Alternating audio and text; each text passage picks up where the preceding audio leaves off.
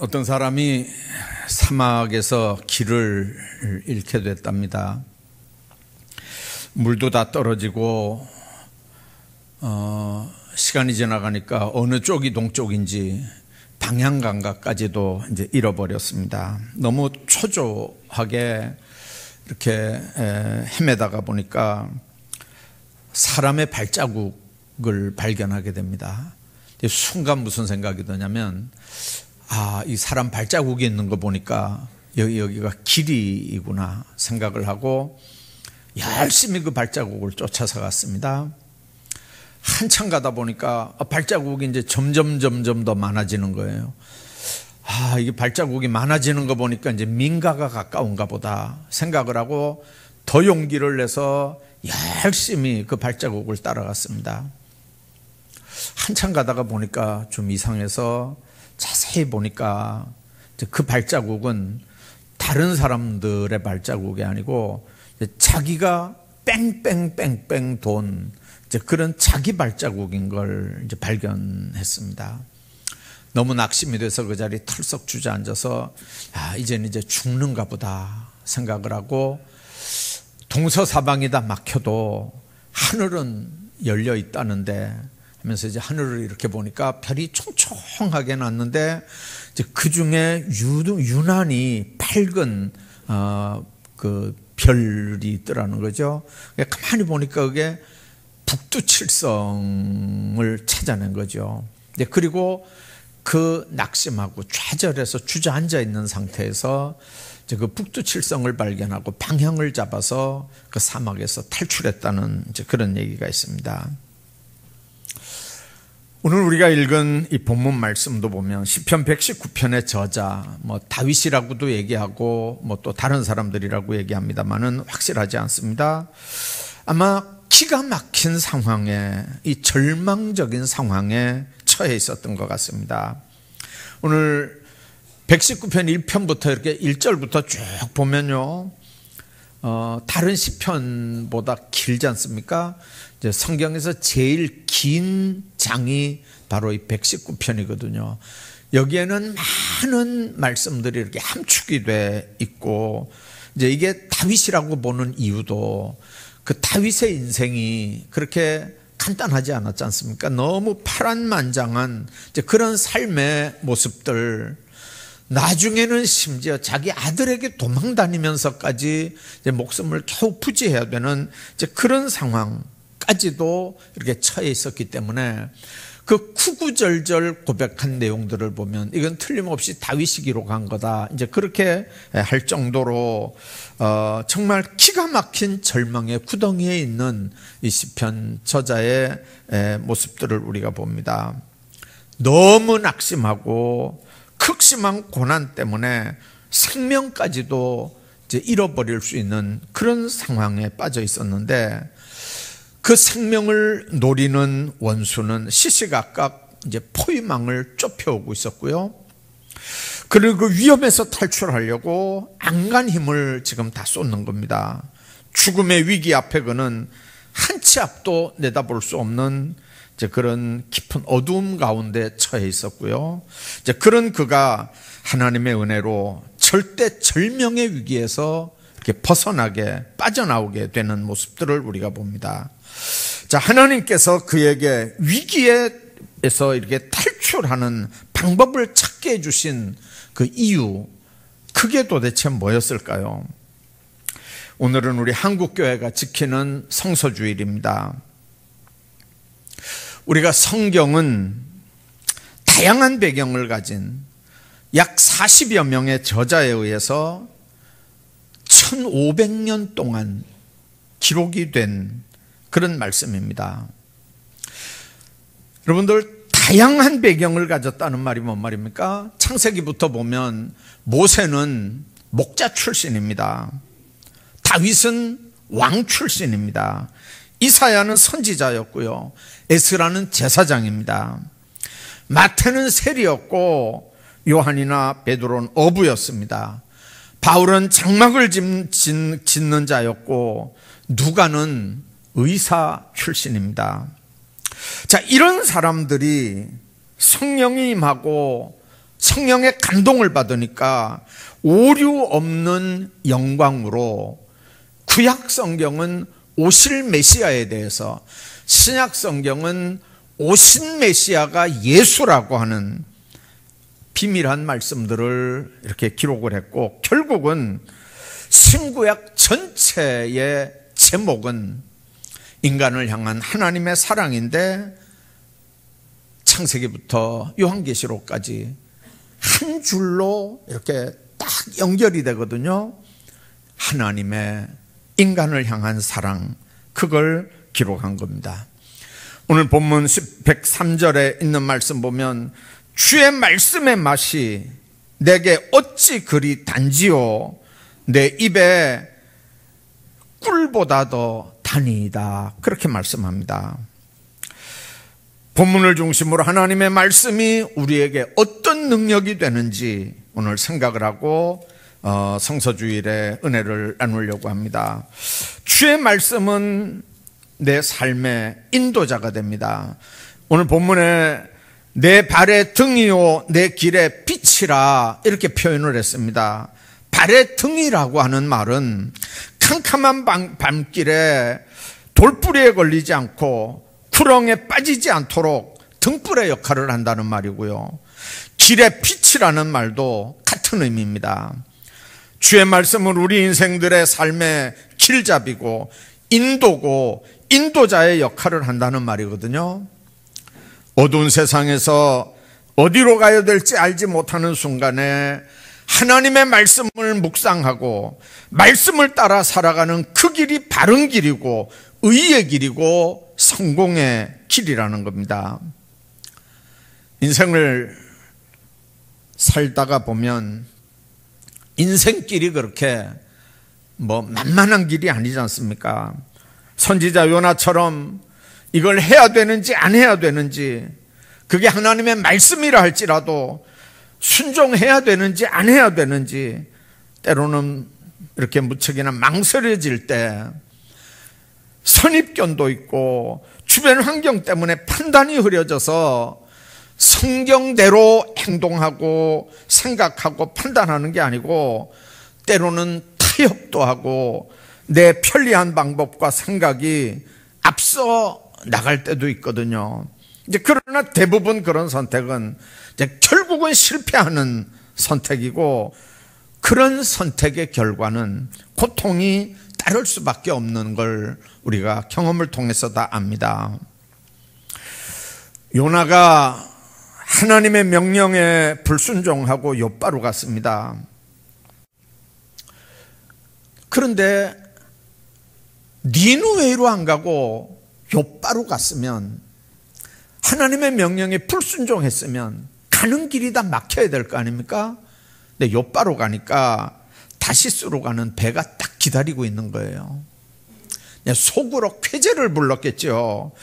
하나님의 명령하신 니느웨로 가지 않고 하나님의 명령을 내가 불순종하고 거절하고 이렇게 욥바까지 왔는데 마침 다시스로 가는 배가 있다니, 야, 이거 하나님의 명령 불순종해도 얼마든지 내 인생은 형통하구나, 아마 그렇게 생각했을지 모릅니다. 그리고 대기하고 있는 배를 덜거덩 탔습니다. 처음에는 괜찮은 것 같았습니다. 저 배 밑바닥에 가서 정신없이 잠을 잤습니다. 그런데 나중에 풍랑이 일고 여러 과정을 통해서 결국은 바다에 던짐을 받게 되고 물고기 뱃속에서 얼마나 많은 고생을 하게 됩니까? 우리 경험과 지식, 세상적인 가치관을 앞세워서 뭔가 내 인생을 결정하고 가는 길은, 그게 금방은 성공 같은 길이고 금방은 그게 형통한 길인 것 같지만 결국은 그 길은 실패하는 길입니다. 좀 늦은 것 같아도, 좀 늦는 것 같아도, 좀 삥삥 돌아가는 어리석은 선택 같아도 그게 하나님의 말씀을 쫓아가는 길이라면 거기에 승리가 있고 축복이 있는 줄로 믿습니다. 하나님의 비밀을 우리에게 보여주는 걸 신학적인 용어로 계시라고 얘기를 합니다. 한문으로는 열어서 보여준다는 의미인데 이게 원래 연극에서 사용되는 연극 용어거든요.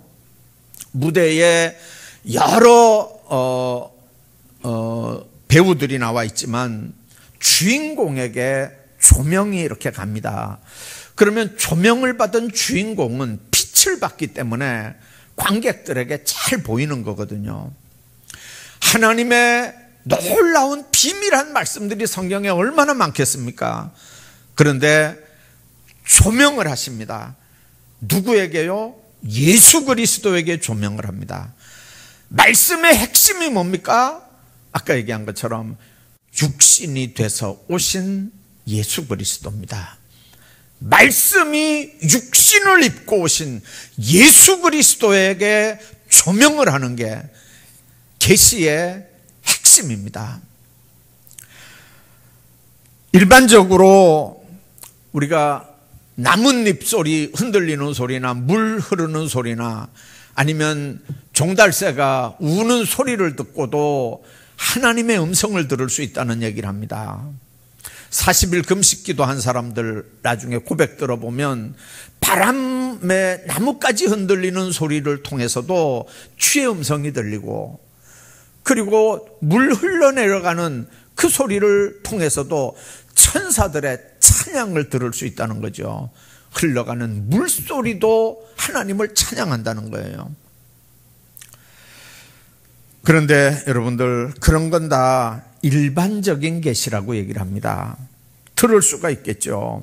근데 그런 걸로는 구원의 비밀한 역사, 예수 그리스도의 십자가의 사건까지를 우리가 읽을 방법이 없습니다. 그래서 하나님이 특별한 계시를 줬는데 그게 바로 성육신하신 예수 그리스도를 보내셨고, 그 예수 그리스도에 관해서 성령으로 아까 얘기한 많은 사람들을 통해서 기록하게 한 하나님의 말씀을 우리에게 주셨습니다. 나무소리, 물소리로도 하나님의 음성을 들을 수 있지만, 그러나 그런 일반 계시 말고 특별한 계시, 예수 그리스도에 대한 기록된 말씀, 이 비밀한 것들이 바로 우리를 향한 하나님의 계시의 방법입니다. 그래서 우리 개신교는 하나님의 말씀은 세 가지가 있다고 얘기를 합니다. 첫째는 기록된 하나님의 말씀, 성경이죠. 두 번째는 성육신하신 하나님의 말씀, 예수 그리스도입니다. 세 번째는 선포되는 하나님의 말씀, 설교입니다. 그래서 성경과 예수와 설교, 이걸 개신교에서는 하나님의 말씀으로 고백을 합니다. 성경이 기록되기 전에는 꿈이나 환상으로도 하나님은 많은 역사들을 했습니다.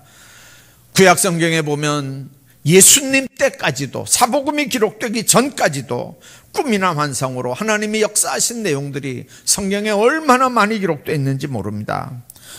그런데 광야에서 만나를 먹이시던 하나님이 가나안 땅에 들어와서는 만나를 멈추시고 토지 소산을 주신 것처럼 성경을 주신 이후로는 주의 말씀으로 역사하는 걸 우리가 봅니다.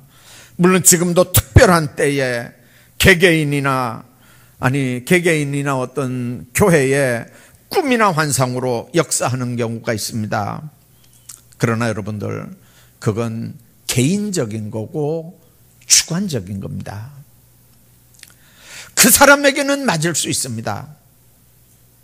그러나 일반적인 건 아니거든요. 객관적인 건 아닙니다. 주의 말씀, 기록된 성경은 우리 모두의 삶의 바른 인도자가 되는 겁니다. 그래서 성경을 볼 때 한 구절만 보고 씨름해서는 안 됩니다. 전체적인 맥락, 창세기부터 요한계시록까지 뭘 얘기하는지, 이 말씀을 통해서 하시려고 하는 하나님의 비밀이 뭔지 핵심을 여러분들이 쭉 보는, 성경을 보는 눈들이 열려야 되는 줄로 믿습니다. 뿐만 아니라 주의 말씀은 우리 삶의 본질까지도 변화시킵니다. 옛날에 양도둑에 관한 그 두 형제 이야기 여러분들 혹시 기억하십니까? 남의 양을 훔친 죄로 두 형제가 잡혔습니다. 근데 그 동네 법이 무서워서요. 지금도 마찬가지입니다. 양을 기르는 지역들은 내 집에 있는 양이 꼭 내 집에만 안 돌아오거든요. 다른 집에도 들어갑니다. 그러면 그 다른 집에, 그러니까 내 양이 아닌데 내 우리에 들어와 있으면 그 주인에게 돌려줘야 됩니다. 근데 내 양인 것처럼 하면 도둑질이 되거든요. 그러니까 그날은 모르죠. 근데 그 다음 날 또 모를 수 있습니다. 3일 정도까지 지났는데도 주인에게 돌려주지 않으면 이게 도둑이 되는 거거든요. 지금도 무서운 나라는요, 도둑질한 건 사형에 처하는 나라가 있습니다. 도둑놈은 사형에 처합니다. 자, 그 동네에서 양을 치는 동네이기 때문에 이 남의 거 훔치는 거, 이건 사형에 해당하는 거거든요. 근데 아직 아이들이 어리니까 인두로 이렇게 불에 달군 인두로 여기다가 이마에다가 양도둑, sheep thief라고 하는 ST라고 하는 단어를 이렇게 글씨 2개를 딱 찍어줬습니다. 여러분들이 인두로, 시뻘겋게 달군 인두로 이걸 찢었으니까 이렇게 글씨 2개를 딱 이마에다 이제 달고 살게 됐습니다. 그 두 형제 중에 하나가 그런 얘기합니다. 우리가 이 도장을 찍고 이 동네에서 어떻게 살겠냐? 이런 풍습이 없는 먼 나라로 가서 살자. 이 의미를 모르는 다른 나라에 가서 살자. 그러니까 동생이 그 나라 간다고 이게 지워지는 것도 아니고, 이게 있는 한 우리 마음의 이 상처가, 우리 허물이 이게 없어지지 않는 건데 다른 나라 간다고 이 문제가 해결되겠냐? 난 안 가겠다. 그랬더니 그 한 형제가 이제 갑니다. 정말 양 안 기르는 동네, 양 도둑이 없는 동네, 이제 그런 동네에 가서 자유롭게 사는 거죠. 근데 사람들이 물어보는 거예요. 모자를 푹 눌러 써도 이렇게 모자를 벗어야 될 때 사람들이 물어봅니다. 그 ST가 뭡니까? 그럴 때마다 옛날 생각이 나는 거예요. 그럴 때마다 시뻘건 인두로 자기 이마를 찢었던 그 무서운 사람들의 모습들이 이렇게 나타나고 막 도저히 못 살겠는 거예요. 그래서 그걸 물어보는 사람이 있는 동네는 또 떠납니다. 또 다른 동네 가서 살고, 또 누가 물어보면 그 동네도 떠나서 또 다른 동네로 가고 빙빙 돌다가 생각하는 거죠. 어디도 내가 가서 살 곳은 없구나. 어느 나라, 어느 동네도 이 도장을 가지고 내가 살 수 있는 곳은 없구나 하면서 스스로 극단적인 선택을 하고 인생을 끝낸다는 얘기죠. 근데 그 형제를 따라가지 않은, 그 집에 동네에 머무른 그 친구는 무슨 생각을 합니까? 맞아, 나는 죽을 수밖에 없었던, 나는 사형당할 수밖에 없었던 그런 양도둑이지. 맞아, 이름을 바꾼다고 새 사람이 되는 게 아니고 하나님 앞에 회개하고 내 삶이 이렇게 더럽고 추하고 죽을 수밖에 없었다는 걸 동네 사람들에게 다 인정하고, 그리고 내가 하나님 앞에 겸허하게 살자. 그러면서 사람들이 뭐라고 하면 다 받아들이는 거예요. 맞아, 난 저런 사람들이 침을 뱉어도 맞아, 난 그럴 인간이지. 사람들이 욕을 해도 맞아, 나는 죽을 수밖에 없는 인간이지. 사람들이 뭐라고 해도 맞아, 나는 그럴 수밖에 없는 인간이야 하면서 그런 하나님 앞에 기도하는 거예요. 하나님, 내 죄를 용서해 주십시오. 내 허물을 용서해 주십시오. 자기를 미워하고 그렇게 싫어하고 자기를 회피하는 정말 짐승처럼 자기를 보는 사람들을 향해서 오히려 위에서 기도를 하게 되고 그러면서 시간을 보냅니다. 정말 아름답게 사는 거예요. 내가 양훔친 이 사실은 다른 곳으로 이사 간다고 해결되는 게 아니라는 거죠. 회개한 내 삶의 변화가 내 이름과 내 삶을 바꾸는 거지, 다른 동네로 가고 내 이름을 바꾼다고 삶이 바뀌어지는 게 아니라는 거거든요. 시간이 많이 지나갔습니다. 자기 이마에 도장 찍던 사람도, 그 사람들도 나이가 많으니까 방법 없이 한 명씩 죽어가고, 나이 많은 사람들이 그 동네에서 다 죽어갔습니다. 다른 동네에 살던 사람들이 그 동네에 와서 또 새로 살고, 이제 그러면서 많은 시간들이 흘러갑니다. 그리고 이마에 도장 찍힌 그 사람도 어느덧 할아버지가 됐습니다.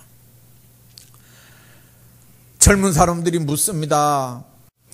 저 노인 이마에 저 ST라고 쓴 거 저게 무슨 의미입니까? 그러니까 젊은 사람들이 그럽니다. 그 노인네 얼마나 겸손하고 얼마나 겸허하게 많은 동네를 위해서 일하고 섬기고 저렇게 사는 거 보니까 아마 저게 성자, 세인트라고 하는 말의 약자인 것 같아.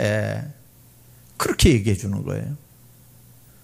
한 사람 입에서 저게 세인트라는 말의 약자, ST야, 그렇게 하니까 이게 입소문처럼 이렇게 나가더니 나중에 그 할아버지 별명이 성자 할아버지가 된 거예요.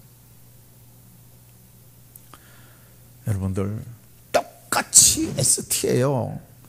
그런데 하나님 앞에 어떻게 사느냐에 따라서 그게 양도둑도 되는 거고 그게 성자로도 읽혀진다고 하는 걸 여러분들 믿으시기를 바랍니다. 하나님 안에서 우리 삶의 모습은 그렇습니다. 시편 37편 4절에 보니까 여호와를 기뻐하라, 저가 네 마음의 소원을 이루어 주시리라. 선한 마음을 가지고 살면 선한 행동으로 나타나고요, 악한 마음을 가지고 살면 악한 행동으로 나타납니다. 마음의 변화에서 죄의 용서, 하나님의 축복이 임하는 거거든요. 성선 우리가 모두 죄인이라고 했고, 바울은 모든 사람이 죄를 범했음에 하나님의 영광에 이르지 못한다고 얘기합니다. 그러나 주님의 말씀은 그 어떤 경우에도 내 삶의 본질을 좋은 쪽으로 변화시켜주는 능력이 되고 은혜가 되는 게 하나님의 말씀인 걸 말씀합니다. 그렇기 때문에 바울은 핍박자요 박해자였지만 예수님 제대로 만나고 예수님의 말씀을 제대로 듣는 순간부터 복음 전도자로 변화되는 삶을 살았습니다. 그래서 에베소 교회에 보내는 편지도 보면 악한 것들을 대적하게 전신 갑주를 입으라 하면서 진리의 허리띠, 의의 흉배, 복음의 신, 믿음의 방패, 구원의 투구를 쓰고 성령의 검, 하나님의 말씀을 가지라, 그렇게 얘기합니다. 주의 말씀은 사탄을 물리치는 능력이 있기 때문에 우리 삶의 본질을 변화시킵니다. 사탄의 시험과 환난은 도망간다고 해결되는 게 아닙니다. 아무리 수고하고 노력한다고 해도 인간의 힘으로는 인간의 본질은 바꿀 수 없고 인간의 본성은 바뀌지 않습니다. 40일 금식 후에 예수님을 시험하던 마귀를 주님은 오직 하나님의 말씀의 능력으로 이겼던 것처럼 우리도 하나님의 말씀으로 마귀의 세력을 이기고 우리 삶이 변화받는 축복들이 있기를 주의 이름으로 축원합니다. 뿐만 아니라 하나님의 말씀은 내 삶의 영원한 기업입니다. 주의 증거의 말씀들로 내가 영원히 주의 기업을 삼았다고 111편의 1절에 얘기를 합니다. 영원한 기업이라고 하는 건 조상으로부터 상속받는 거기 때문에 이스라엘 백성들은 가나안 땅을 영원한 기업으로 여겼습니다. 오늘 우리 영적 이스라엘 백성들은 주의 말씀을 지킴으로 마음의 즐거움을 얻게 되고, 그래서 보이는 현세적인 것보다 주의 말씀을 더 귀한 기업으로 삼고 이 땅에서도 최고의 기쁨과 영원한 안식을 누리게 되는 줄로 믿습니다. 연세대학교 초대 총장을 역임하고 문교부 장관을 지냈던 백낙준 박사의 이야기입니다. 그 아버지가 백사경이라고 하는 분인데 원래 시각장애인 맹인이었습니다. 옛날에 맹인들이 할 수 있는 일은 안마를 하는 일이나 점을 치는 일이나 그런 일들 주로 했지 않습니까? 근데 이 백낙준 박사 아버지 백사경 씨가 이제 점을 치면서 살았는데요. 근데 아주 유명한 점쟁이였대요. 그래서 돈도 많이 벌었고요. 이 돈이 많이 벌리니까 여성 편력이 있어가지고 이 첩들을 여럿 거느리면서 수시로 첩을 바꾸면서 아주 골치 아픈 그런 생활까지도 한 그런 사람입니다. 어느 날 선교사가 그리로 지나가다가 그 백사경을 찾았습니다. 안 못 보는 맹인이었지만은 이게 한국말 이게 우둔하게 하는 걸 보면서 순간 깨닫죠. 아, 이 선교사가 지금 내한테 왔구나. 금방 알아차렸습니다. 그런데 백사경 앞에 도착한 그 선교사는 다짜고짜 큰 소리로 이렇게 얘기합니다. 회개하시오. 당신의 영혼과 후손들의 장래를 생각해서 점치는 생활을 청산하고 예수 믿으시오. 그렇게 하는 거예요. 그러면서 계속하는 말이 자식들 멸망받을 짓 그만두고 예수 믿고 천당 가시오. 그렇게 전합니다. 이 앞을 못 보는 맹인이지만 이제 음성은 들을 거 아닙니까? 눈만 감고 있으면 집에 와서 그 소리가 들려서 잠을 잘 수가 없는 거예요. 멸망받을 짓 그만하고 예수 믿고 천국 가라. 자녀들 멸망받을 짓 그만하고 후손들 장래를 생각해서 점치는 생활 청산하고, 이 소리에 밤에 잠을 못 자는 거예요. 눈만 감으면 그 선교사 음성이 자꾸 들려와서 잠을 못 자는 거예요. 그래서 너무 괴로우니까 결국 교회를 찾아갔고 예수를 믿게 됩니다. 예수 믿겠다고 작정하고 제일 먼저 했던 일이 뭡니까? 점치는 일을 그만뒀습니다. 그리고 딴 살림을 차린 그 모든 일들을 다 정리를 했습니다. 열심히 신앙생활을 하면서 교회 출석하는데 그 교회가 이 초가상칸 집을 얻어서 이렇게 이제 예배당 시작했던 집이기 때문에 이제 그걸 헐고 이제 예배당을 새로 짓는다는 이제 그런 소식을 듣습니다. 근데 다 가난한 교회들이니까 뭐 땅이 있습니까? 뭐 다 없으니까 이 백사경 이 사람이 땅을 기증을 하는 거예요. 예배당 지을 땅을 기증하고 또 예배당 지을 재산을 엄청 기증을 합니다. 그래서 이 백사경 요즘 같으면 기념교회처럼 그렇게 거의 재산의 한 80-90% 예배당 짓는 일에 이 재산이 다 들어갔습니다. 여러분들 맹인이고 점쟁인데 돈이 있어봐야 얼마나 있었겠어요. 그 성전 짓는 일에 거의 전 재산을 다 집어넣은 거예요. 그리고는 아주 가난하게 이렇게 이제 살게 되는데, 이 그 소문이 그 교회 건축을 통해서 선교 본부에까지 알려지게 됐습니다. 그 선교 본부에 그 소식이 전해지니까 맥킨이라고 하는 선교사가 이제 그 지역을 순찰하다가 이제 그 교회 방문을 하고 너무 이제 딱하게 사니까 이 맥킨 선교사가 이제 이 백사경, 그러니까 이 사람 가족들을 요즘 말로 하면 이제 교회 사찰 일을 할 수 있도록 이렇게 추선을 해줬습니다. 그러니까 이제 아까 얘기했던 백낙준 박사 어릴 때니까요. 그 사찰 일을 하니까 교회에서 이제 그 선교사들에 의해서 선교비로 중학교와 고등학교를 선교사들이 후원해서 이제 다니게 됐고요.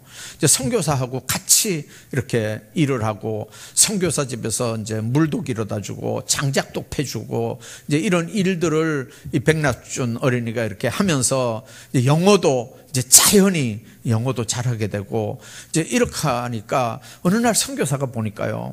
이제 그 백낙준 박사가 약간 얼었나 봐요. 이 천연두 때문에. 사람이 얼긴 했어도 아주 이렇게 건장하고 장작 패는데 보니까 힘도 있고 성실하고 아주 그러니까요.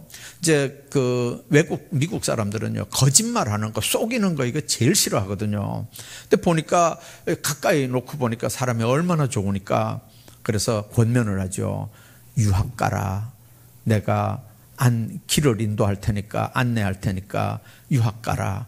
이래가지고 권면을 해서 유학을 갔는데 그 선교사가 다닌 학교에 이 사람을 추천해서 백낙준 박사를 추천해서 미국에 유학을 보냈는데 그 학교가 바로 예일 대학교, 지금도 아이비리그 유명한 대학입니다. 그 예일 대학교에 이제 들어간 거예요. 거기서 철학 박사 학위를 받고 한국에 돌아와서 연세대학교 교수가 되고 초대 총장이 되고 그리고 문교부 장관이 되는 거죠. 아버지가 누구였다고요? 맹인이었고 점쟁이였어요. 한 사람이 하나님 앞에 돌아오면, 아버지가 하나님 앞에 똑바로 살면, 하나님 앞에 말씀 앞에 똑바로 세워지면 자녀 손들의 삶이 주님 안에서 형통하게 되는 줄로 믿습니다. 111절에 그런 말씀이 있습니다. 주의 증거로 내가 영원히 기업을 삼아 싸우니 이는 내 마음에 즐거움이 있습니다. 유대인들은 조상 때부터 물려받은 기업, 어떤 경우도 타인에게 양도하지 않고 지켰거든요. 그런 의미에서 이 시인이 하나님의 말씀을 영원히 기업으로 삼겠다는 건 평생에 하나님의 말씀으로 살겠다는 뜻만이 아니라 자기 후손들에게까지도 영원히 물려주겠다고 하는 의지거든요. 왜 말씀을 자신의 최고의 기업으로 삼는 겁니까? 그것은 자기의 마음의 즐거움이 되기 때문에 그렇습니다. 영혼이 구원받아 새 힘을 얻었고 그 말씀이 인도되는 대로 살아갈 때 놀라운 축복을 받게 된 체험이 있으니까 이건 나 개인의 기업만이 아니라 내가 내 후손들에게, 내 자손들에게도 물려줘야 되는 기업이라는 거거든요. 주의 말씀으로 영원한 기업을 삼는 복되고도 지혜로운 성도들 다 되시길 바랍니다. 주의 말씀이 우리 삶의 올바른 인도자가 됩니다. 주의 말씀이 우리 삶의 본질을 변화시키고 환난과 즐거움하는 우리 인생에서 고난에서 기쁨과 즐거움을 가져다 줍니다. 주의 말씀이 우리의 영원한 기업이 되는 겁니다. 제한된 인생을 삽니다. 행복한 인생을 누리려면 기록된 말씀, 성경을 많이 읽으시기 바랍니다. 선포되는 말씀, 하나님의 말씀을 많이 받으시기를 바랍니다. 그리고 그것보다 더 중요한 얘기가 있습니다. 많이 읽어야 되고 많이 들어야 되지만 말씀이 육신이 돼서 우리 가운데 오신 그분은 하나님입니다. 그 하나님, 말씀이 우리를 다스리는 하나님의 통치권을 우리 삶의 자리에서 날마다 체험하며 살아가시기를 주의 이름으로 축복합니다.